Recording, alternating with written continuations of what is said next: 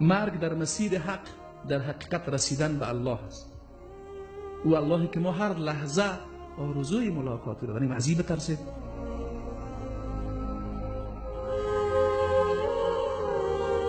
ما چطور از مواجه شدن و از ملاقات با پروردگار خود بترسید؟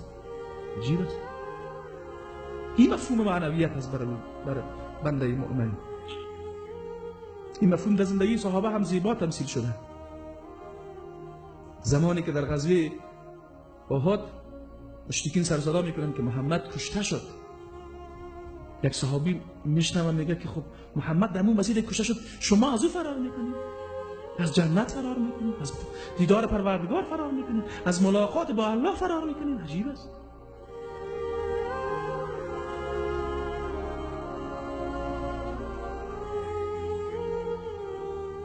او با این امید که گویا پیامبر کشته شده میگه پروردگارا من براءت میکنم از آنچه که دیگران مرتکب شدن و میگه قسم به الله هست ما بوی جنت را از کوی احد به شام میرسه، اما مسیر حرکت میکنه تا کشته میشه. معنویت یعنی این. انسان وقتی میگه که مالک یوم الدین، این مفهوم در ذهنش زنده هست که من پروردگار خود را ملاقات میکنم و مرگ یعنی رفتن در مسیر ملاقات پروردگار. انسان مؤمن از مرگ نمیترسه.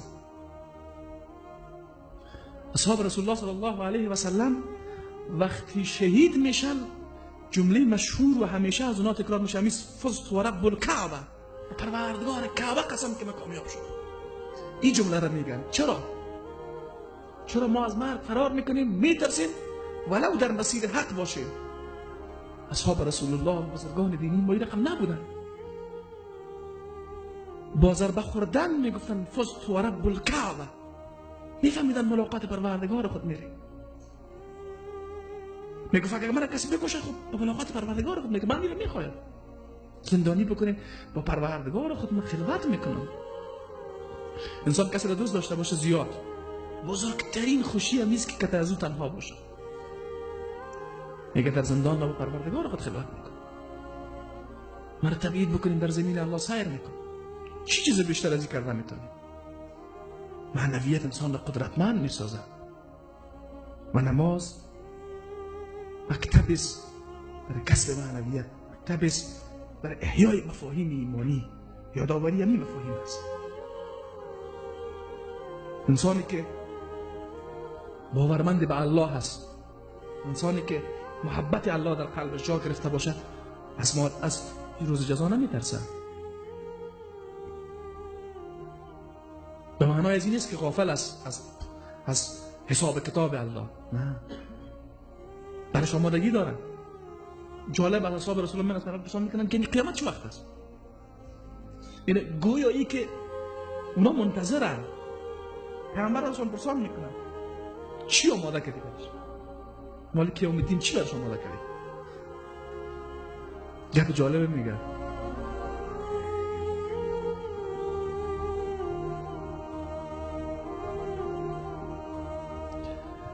میگه اعمال ندارم پر الله و پیامبر را دوست دارم.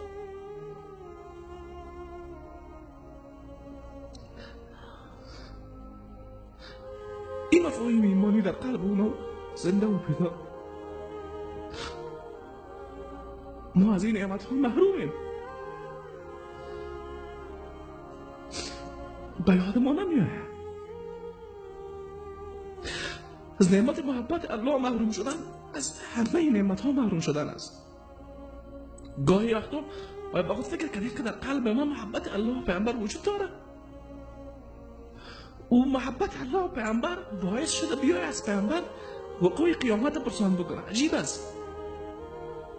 قیامتی که در قرآن کریم خیلی خطرناک معرفی شده، خیلی خطرناک، که همه هستی به لرزه میآید. این از امون پرسان میکنه چه وقت قیامت میاد یا رسول الله؟ چرا تو از این پرسان میکنی؟ محبت الله در قلب ما است.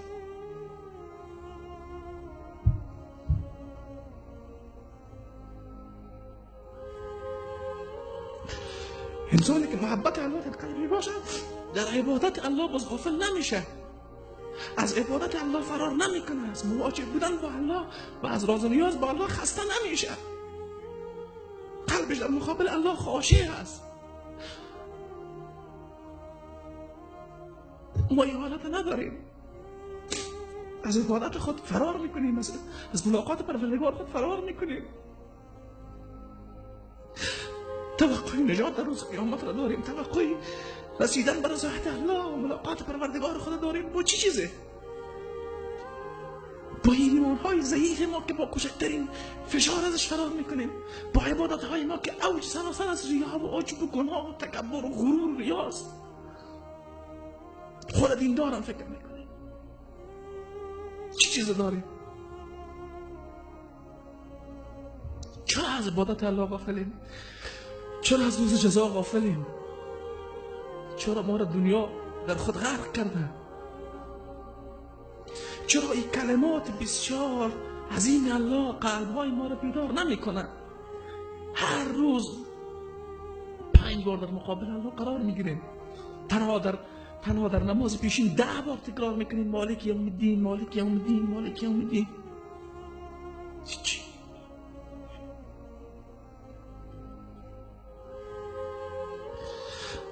پس باید قدر این گپ را بدانیم، از الله فرار نکنیم، طرف الله باز بگردیم، قیامت را فراموش نکنیم. این مفاهیم در ذهن ما وقت زنده بود. الله را خارشانه عبادت میکنیم، از عبادت الله خود لذت میبریم و او عبادت باز میتونه ما را به مسیر هدایت استقامت بده، میتونه ما را از منکرات و از بدیها دور بکنه. الله متعال بر همه ما شما نمی توفیق نصیب بکنه. پروردگارا تو ما را از جمع انسانهای غافل نگردان. پروردگارا تو ما را از جمع کسانی که مستحق حسدتند و از جمع گمراهان نگردان و در قلب محبت خودت بر ما جا بدی. پروردگارا نمیتونیم ما بدون توفیق تو هیچ کاری بکنیم. پروردگارا تو ما را به نفسهای ما واگذار نکن و نعمتهای خودت را از ما دور نگردان. سبحانك اللهم ربنا و بحمدک اشهد ان لا اله الا انت